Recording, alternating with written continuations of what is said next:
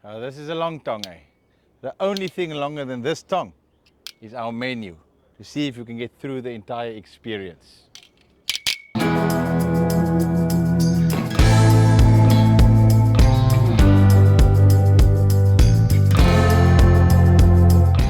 Jy moet teriyaki en gochujang saus gaan kry.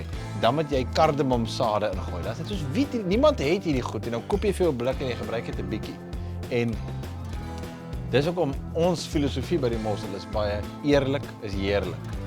So jy hou goed eenvoudig en dis die beste. Iets soos 'n perlemoen of so. As jy kan hom batter, dit is lekker, maar as jy vir hom nou vol batter in sousies, in tartaar, in nog 'n topping en dit lyk ongelooflik, dan weet jy nie wat jy proe op die einde van die dag nie. As jy jou oë toemaak, weet jy nie is dit hyk, is dit perlemoen, is dit 'n stuk steak amper, is dit 'n aardappelchip nie. En daarom probeer ons die eenvoudige goed hou. Jy kort eintlik net sout, peper.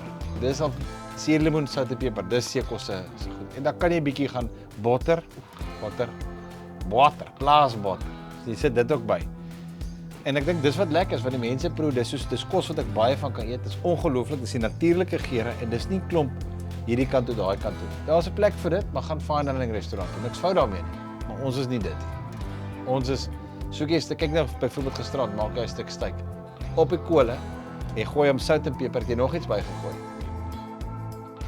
Want die vleis is so goed kwaliteit al klaar dat die sout bring hom net uit.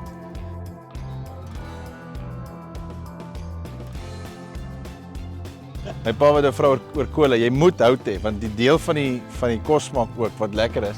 Dis jy kan mos nou maklike dinge in 'n oond druk of die mikrogolfoond, maar daai plesier om die vuur te sien. Jy kan vir die vuur en die see kan jy vir altyd kyk en nooit moeg raak vir dit nie. So dis terapeuties ook. So jy kyk die vuur, jy ruik hierdie rook wat vir jou net herinneringe terugbring van kinderdae. Dan gebruik jy daai warm kolle. Jy hoor hoe spat die vetjies daar op die kolle. Jy maak kos daar. En dan gas. Sis. I'm gonna die here today with these coals. Coals. Stepped on 2 coals now.